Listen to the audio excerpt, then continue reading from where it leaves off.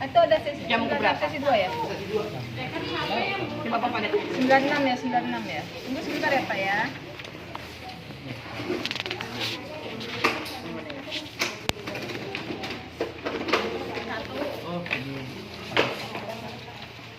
Beda. 88. Nomor 154 8. Oh, 8. 8 kan? Iya, 8. Dari nomor 8. Karena gini Bu, ada nama yang sama, tapi sekolah beda kemarin. Ada nama sama, nama ibu beda, sekolah sama. Ada nama sama, sekolah beda, ibu beda. Tapi nama bundanya salah. S12 tambah. Benar? Sekolahnya benar? Iya. Ibu? Ini Ibu nama ibu. 48. Nama siswa siapa, Bun? Marsha Nabila. Nama siswa Marsha Nabila, nama Bunda Miss Herawati, nama Bapak Bardo, sekolah SMP 12 Tangerang Selatan. Nama ibunya bukan. Nama, tapi sekolahnya benar. Tulis dulu dicatat nama orang tua. Nomor 14. Iya. 14. Atas nama siapa, Bun? Iya, ayo. Ada ya, Bu? Iya. Udah ya. Bisa dulu ya, Bu. Sudah konsumsinya, Bu. 14. Nomor 14 dokumentasinya dokumennya ke Ibu ya. Setelah udah direvisi ya. Berarti nama Ibu yang salah di sini ya, nama bundanya ya. Nah, ini Ditulis Ibu, biar nanti kita coba. Dulu minta konsumsi. Dulu Mi. Itu di apa namanya Assalamualaikum Bu. Sehat Pak Iksan. Antar mana? Pak. Ibu ya.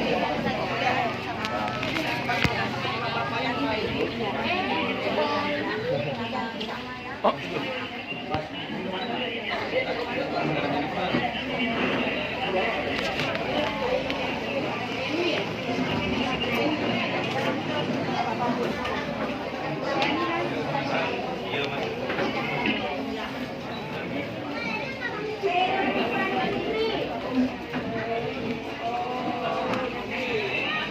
Bapak dan Ibu yang terhormat yang telah menyempatkan waktu untuk hadir dalam kesempatan yang berbahagia ini. Sebelum memulai acara, mungkin kita menyanyikan lagu Indonesia Raya dulu untuk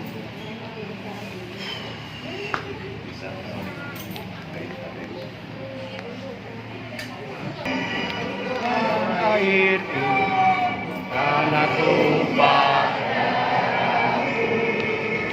di sanalah aku berdiri dan dipandu ibuku, ibu bangsa dan tanah airku. Marilah kita berseru Indonesia bersatu. Hiduplah tanahku, hidup semuanya. Bangunlah jiwanya, bangunlah badannya untuk Indonesia Raya. Indonesia Raya, merdeka, merdeka, tanahku, negeriku yang ku cinta. Indonesia Raya, merdeka, merdeka, hiduplah Indonesia Raya, merdeka, merdeka, tanahku, negeriku yang ku cinta. Indonesia Raya, merdeka, Indonesia Raya. para hadirin dipersilakan untuk kembali. Tahun anggaran 2023 fase tahap kedua. Alhamdulillah telah hadir di tengah-tengah kita semua Bapak Iksan Sulistyo yang telah menyempatkan hadir di tengah-tengah kita di tengah kesibukan yang mungkin Pak Iksan ada agenda-agenda lain, ya beliau menyempatkan hadir di sini. Untuk lebih lanjutnya saya sambutan mungkin dari Bapak Iksan. Waktu dan tempat dipersilakan.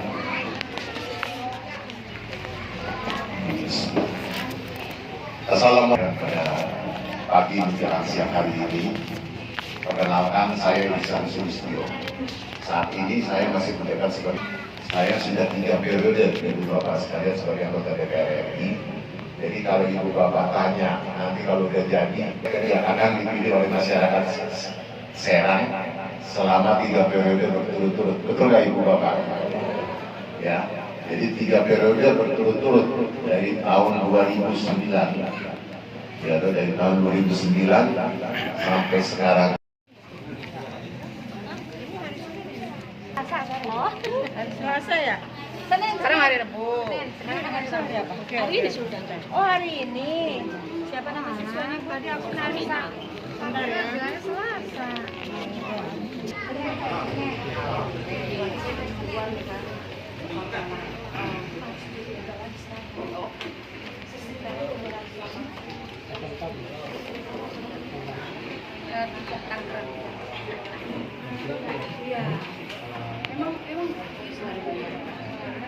Ini mewakili masyarakat Serang. Nah, karena sudah 3 periode sebagai anggota DPR RI dari daerah pemilihan Serang, oleh partai diminta jangan lu lagi katanya. Kasihan, yang mudah-mudahan nanti nggak ada kesempatan. Nah, ya betul ya Pak. Pemerintah adalah program yang namanya program Indonesia Pintar, makanya itu singkatnya menjadi PIP. Jadi ini memang program pemerintah. Nah, kalau saya ini tugasnya anggota DPR, supaya Bapak Ibu tahu, adalah mengawasi pembangunan, mengawasi anggaran, ya, beberapa program anggaran di pemerintah segala macam, membuat undang-undang dan juga apa namanya anggarannya berapa sih? Nah, jadi kebetulan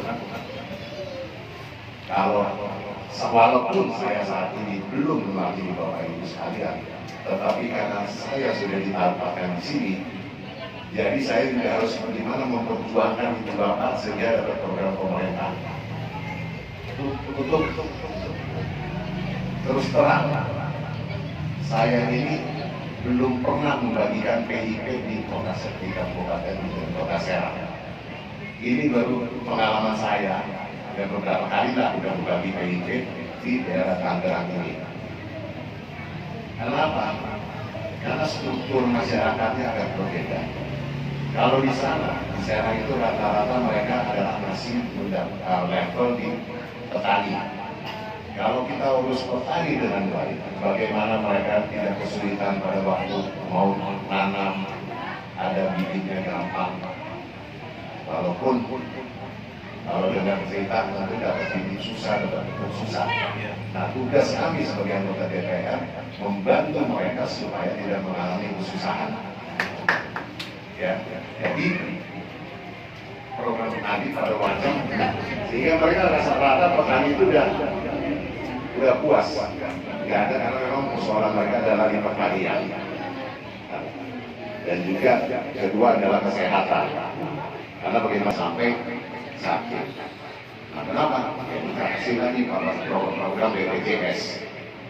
Nah, baru ketemulah di Tangerang ini yang struktur Tangerang, Kabupaten Tangerang bagian utara, mau Pondok Pesek Kemiri sana, dan kebetulan kita di selatan di barat ini, yang dari kelas mohon maaf dari kelas bawah sampai kelas konglomerat ada, terutama di Tangsel. Ini masuk Tangerang ya, ini masuk kota Tangerang.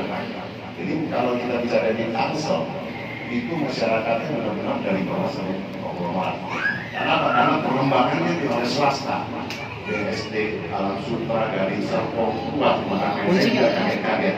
Sebetulnya bagaimana daerah ini, terutama Tangsel itu, bisa sedemikian mewahnya, yang saya juga terus terang kaget-kaget ada seperti ini. Saya nggak nyangka bahwa Tangerang seperti itu. Nah, jadi saya harus turun terus ke masyarakat untuk mengenal kultur masyarakatnya. Nah, itulah saya atau di kota Tangerang ini kurang lebih karena kualitasnya juga baik dan bagus. Mohon maaf saya nggak mau membanding-bandingkan dengan tapi saya merasa bahwa beliau sudah bekerja dengan baik pada hari ini. Waktu soal PPDB, zonasi, saya kira di sini sistem udah ada, Bu. Mungkin hanya tidak sosialisasi, ya. Tapi ini jadi catatan nanti bahwa masih ada sekolah-sekolah yang belum menerima atau belum bisa terkoneksi dengan itu, ya. Tapi kalau ada ngomong tidak, kalian langsung kasih nyari, kasih tahu nanti supaya sekolahnya bisa kita pulang, ya. Nah, jadi sekali lagi, nah, tentu di sini yang saya juga ingin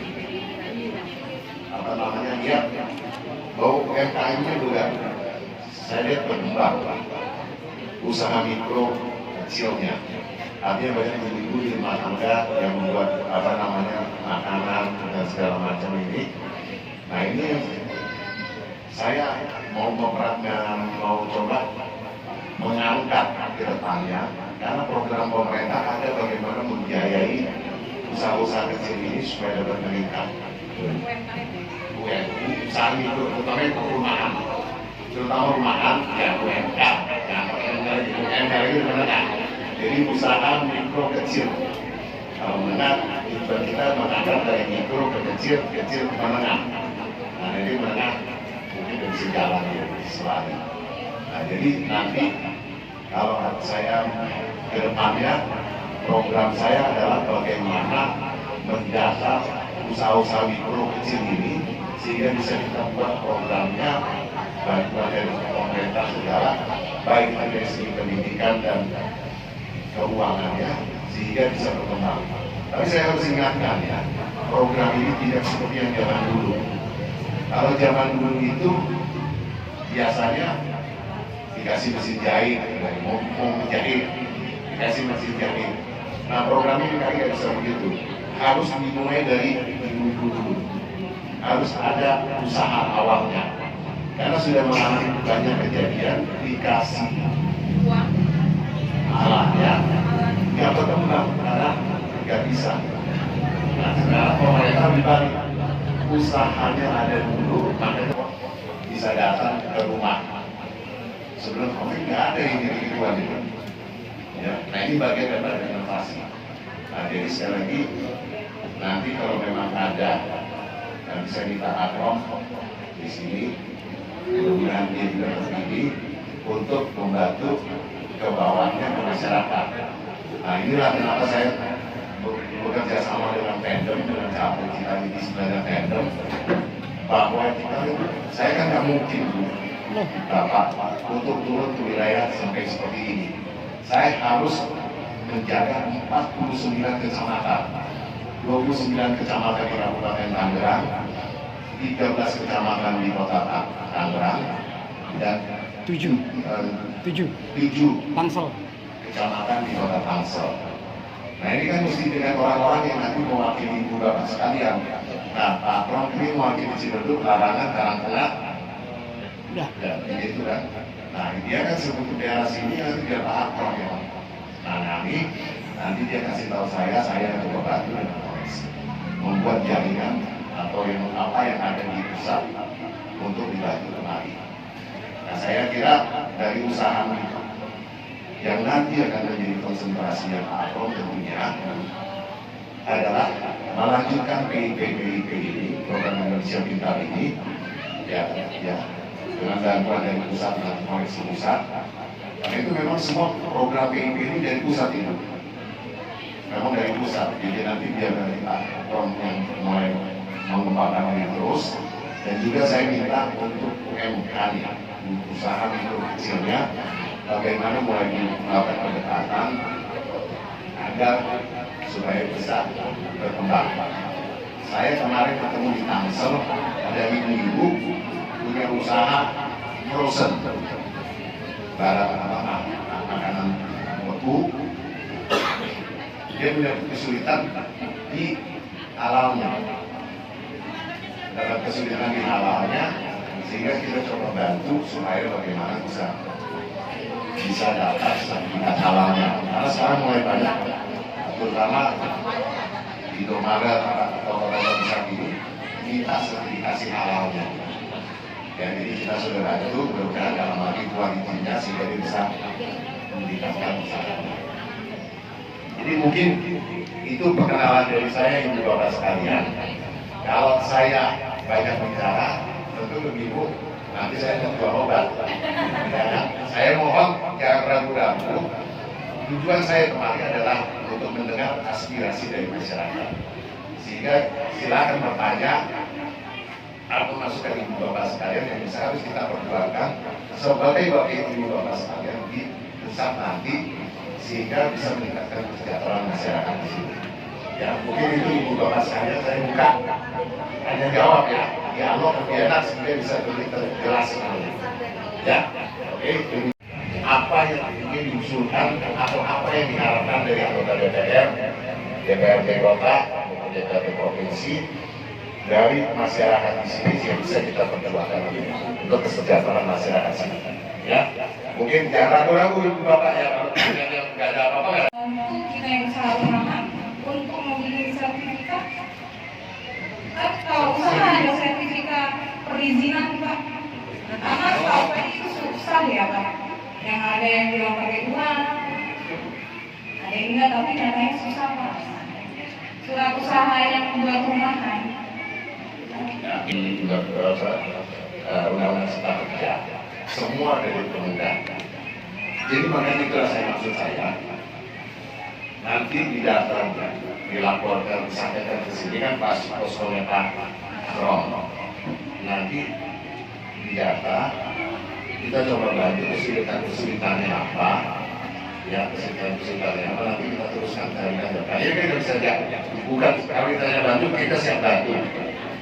Karena saya bilang tadi, kalau yang apa namanya, PT persoalannya itu apa? Ibu ya sudah, ibu pemegang saham, ibu direktur, ibu komisaris, dan ibu yang kendalikan itu semua. Tetapi legalitas itu menjadi PT. Nah, kesulitan daripada perusahaan bank atau memberikan pinjam kan gitu Bu. Nah, tetapi dalam undang-undang Cipta Kerja kita sudah bikin hal itu. Jadi legalitas itu nanti ada, nah sehingga bank bisa memberikan pinjaman sesuai dengan legalitas. Tetapi juga harus memperhatikan ibu punya usaha tak bisa dia. Usahanya harus datang dari ibu dulu. Usaha apa? Tentu nanti kalau berusaha kan ada saya apa namanya? Boleh mau terus terang? Salah ya. Masyarakat juga punya salah. Kenapa saya bilang? Kalau ditanya susah, semua juga bilang susah Bu. Ya kan? Betul Bu ya. Jujur ya. Kayak nggak mau bilang jujur ya. Jadi kalau ditanya mampu, nggak mampu karena tahu mau didaftar udah terus. Iya, kan gitu. Nah, kita bagaimana mau mencapai pemerataan kalau masyarakatnya masih seperti itu? Ya, setuju dulu Bu, supaya kita samakan visi gitu. Karena saya juga ngalamin kesulitan ini, punya aja zaman dulu kades-kades. Wah, desa saya mampu, desa begitu tahu mulai turun dana desa yang hampir 1 miliar, semua dulu, wah desa saya nggak mampu, desa saya nggak mampu. Kan kades nih. Itu kita pernah bikin PIP dan semacam ini, tapi satu sekolah per satu sekolah. Sama juga ketemunya. Ya kan, ada sekolah yang kebagian kan, nggak bisa semua sekolah dikasih. Ketemu juga sekolah ini lebih banyak anak mampunya ketimbang sekolah sana. Nah, untuk ibu-ibu, kebetulan saya di DPR RI, menjadi wakil ketua badan legislatif. Jadi yang namanya semua undang-undang yang ada yang akan dikeluarkan oleh DPR RI, yang mungkin kalau ibu yang nggak nonton rapor ini, yang sudah nonton berita, yang sekarang baru kemarin disahkan, yang namanya Undang-Undang Daerah Khusus Jakarta. Ya kan? Karena apa? Karena nanti ibu kota mau pindah ke Kalimantan, menjadi ibu kota Nusantara. Nanti DKI Jakarta sudah nggak boleh ada I-nya, bukan daerah khusus ibu kota. Karena nggak mungkin kalau negara punya 2 ibu kota. Nah kemarin kita berusahakan baru draft Undang-Undang Daerah Khusus Jakarta. Baru draft, belum jadi undang-undang yang nanti harus dibahas lagi. Nah, saya karena saya balik badan legislasi, jadi saya juga mau mencoba bersama-sama badan statistik ini, Biro Pusat Statistik, untuk mendata atau memiliki satu data yang sifatnya nasional. Nah, ini apa yang harus kita berikan pada mereka supaya mereka bisa mendata ke rumah-rumah, ya kan? Kan kalau ibu-ibu mungkin kalau mau sensus, mau pemilu lah, kan didatangi, tanya kalau pekerjaan apa segala macam kan tanya. Jadi ini bukan soal persoalan like and dislike atau tinggal itu susah dimakamkan.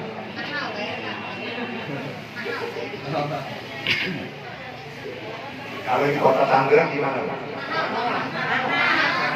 Banyak yang penumpang. 8 juta Pak, penumpang apa? Kalau keluar dari 10, kita berapa? Kalau keluar dari 10, 8 juta, 8 juta, satu penumpang. Itu sangat sulit. di Tangsel ini biasa kan orang kita tahunya TPU, tempat pemakaman umum. Di Tangsel itu sudah ada TPPU, tempat pemakaman bukan umum.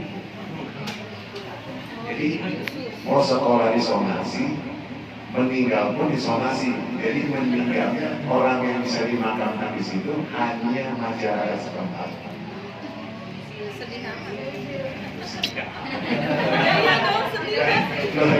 Makanya inilah. Kalau ibu bilang tadi 8 juta di Kota Tangerang, saya nggak menanya. Kalau di sana aja tempat udah susah, belum berapa nanti nilainya. Gitu, ya kan?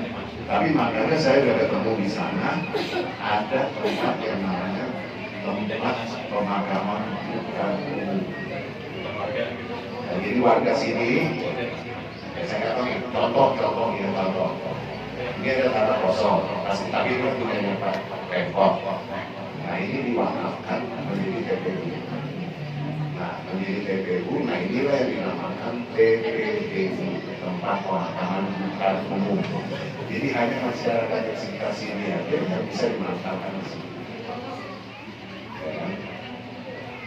Jadi udah mulai merasakan ini juga di sini ya, kesulitan itu.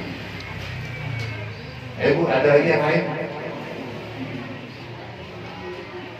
Maksudnya masyarakat asli itu atau yang pendatangnya juga itu loh yang dimakamkan di Masyarakat asli.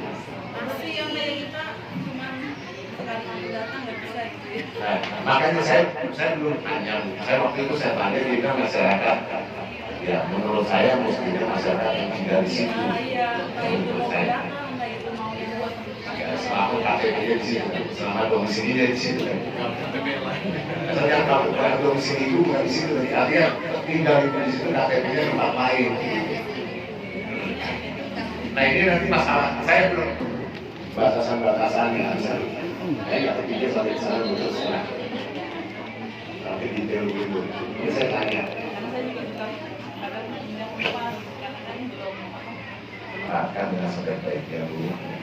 Makanya kenapa pemerintah itu meminta langsung ke rekening. Begitu Ibu Bapak. Karena saya mohon maaf pada bapak-bapaknya, kalau dikasih ke bapak-bapaknya, makanya ibu-ibunya jadi galak sekarang. Dikasih 200 sampai ke rumah udah tinggal 125.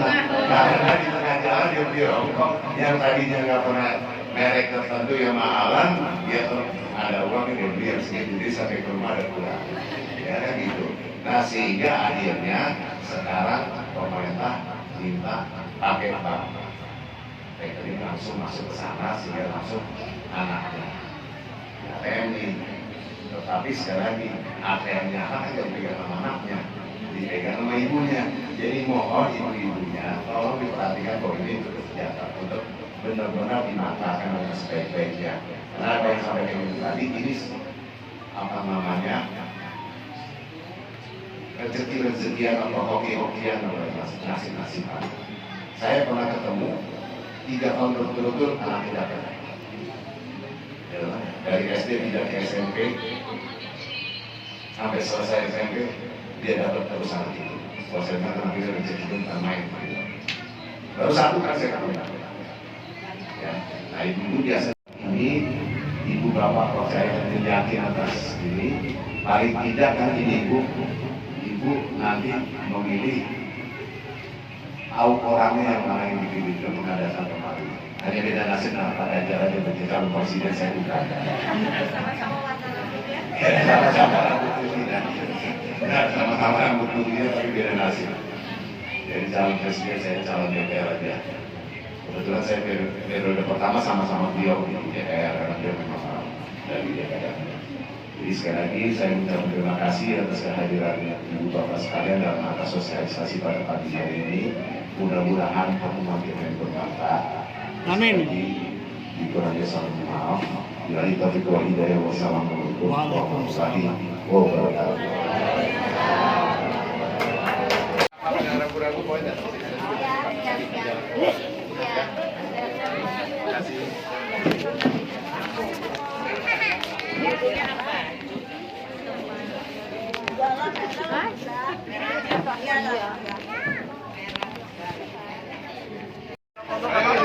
Nggak apa-apa ya. Nanti kan bisa di-share.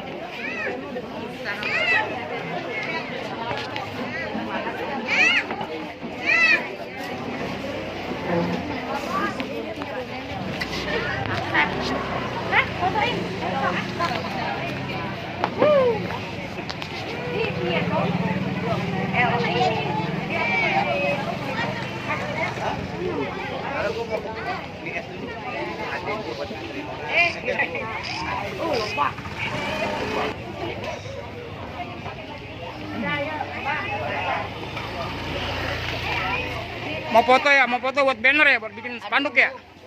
Mau bikin spanduk. Tangan.